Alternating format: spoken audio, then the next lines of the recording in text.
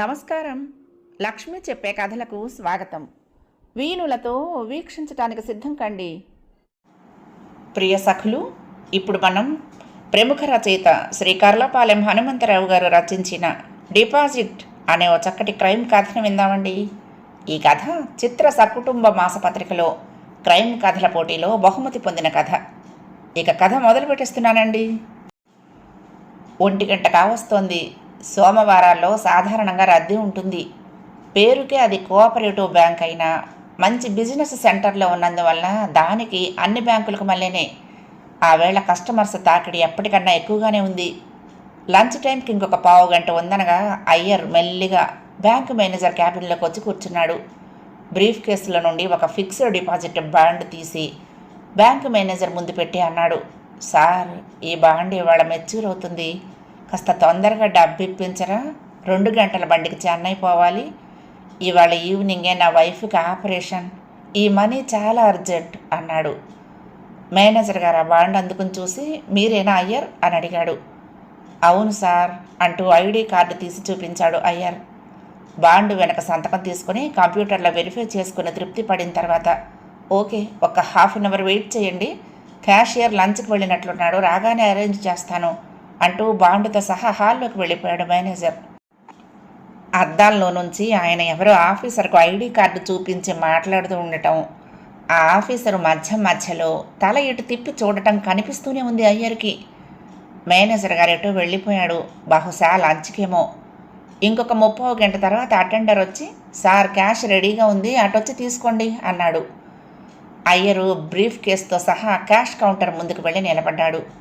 Lunch hour just అప్పుడే అయిపోవటం వల్లనేమో హాల్లోనూ బయట జనం ఆటే లేరు. ముందే అరేంజ్ చేసినట్లున్నాడు. 100 నోట్లు 2 బాండిల్సు, చిల్లర 12,000 కౌంటర్ మీద పరిచి చూపించాడు క్యాషియర్. సారీ సార్, మండే కదా, హెవీ పేమెంట్స్ వచ్చాయి, పెద్ద డినామినేషన్ అరేంజ్ చేయలేకపోయాము అని నొచ్చుకున్నాడు కూడా. బండిల్ అంటే 10 ప్యాకెట్లు, మొత్తం 20 ప్యాకెట్లు, 10 ప్యాకెట్ల మీద 2.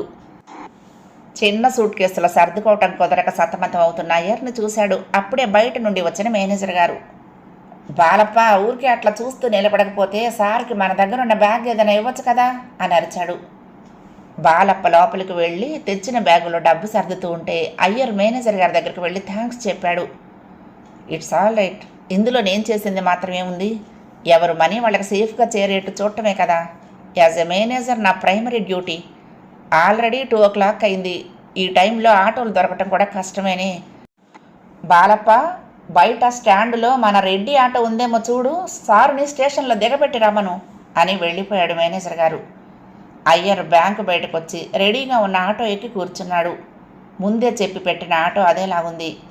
బాలప్ప అందించిన అయ్యర్ బ్యాగ్ లోపల పెట్టుకుని బాణంలాగా ముందుకు దూసుకుపోయింది బండి. ఆటో వేగానికన్నా ఎక్కువ వేగంగా కొట్టుకుంటున్నాయి అయ్యరు గుండెలు.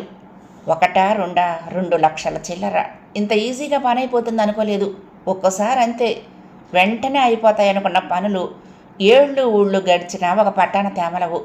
అసలు తెమలనే తెమలవనుకునే పనులు ఎవరో తరుగుతున్నట్లు ఇదిగో ఇలా చకచక జరిగిపోతూ ఉంటాయి. లేచిన వేళ విశేషం.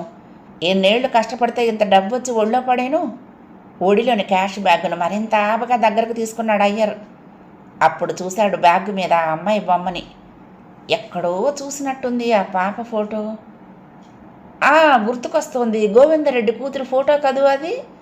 రెడ్డికి ఆ పాప అంటే ప్రాణం. లాడ్జికి వచ్చినప్పుడు చాలా అల్లరి చేస్తూ ఉండేది. లాడ్జికి కూడా ఆ కూతురు పేరే పెట్టుకున్నాడు రెడ్డి, మంగతాయారు లాడ్జి అని. అలివేలు మంగ అనుకుంటా ఆ పాప పేరు. తను ఈ బ్యాగులో తెచ్చిన లాడ్జి డబ్బే అప్పుడు బ్యాంకులో డిపాజిట్ చేసింది. అప్పటి బ్యాగ్ ఇంకా బ్యాంకులో భద్రంగా ఉందా? నిజానికి ఈ సొమ్ము దక్కాల్సింది సాంబశివుడికి. చచ్చి ఏ లోకాన ఉన్నాడో పుణ్యాత్ముడు.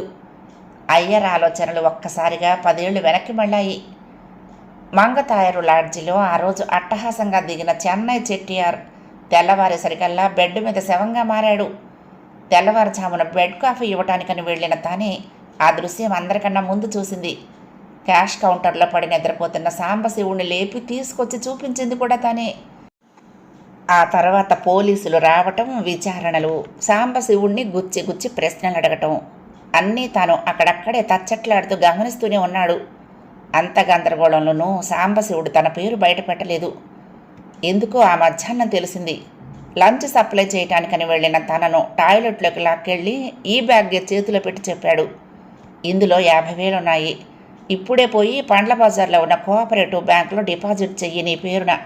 ఈ హడావుడంతా తగ్గిన తర్వాత ఆలోచిద్దాం ఏం చెయ్యాలో అన్నాడు. ఆ సాయంకాలమే గోవిందరెడ్డిని పోలీసులు పట్టుకుపోయారు. సాంబశివుడు గాయబ్. భయం వేసి తాను చెన్నై పారిపోయాడు. కేసులో నుంచి బయటపడటానికి రెడ్డి చాలా కష్టపడ్డాడని విన్నాడు తను. 7 ఏళ్ల కిందట సాంబశివుడు ఏదో రోగం వచ్చి పోవటంతో డిపాజిట్ రహస్యం అతగాడితోనే సమాధైపోయింది. మధ్యలో 2-3 సార్లు వచ్చి బాండును గడువుకు ముందే తీసుకోవాలనుకున్నా ధైర్యం చాలింది కాదు. ఇవాళ కూడా బ్యాంకులో ఉన్నంతసేపు ప్రాణాలు పింజం పింజం అంటూనే ఉన్నాయి.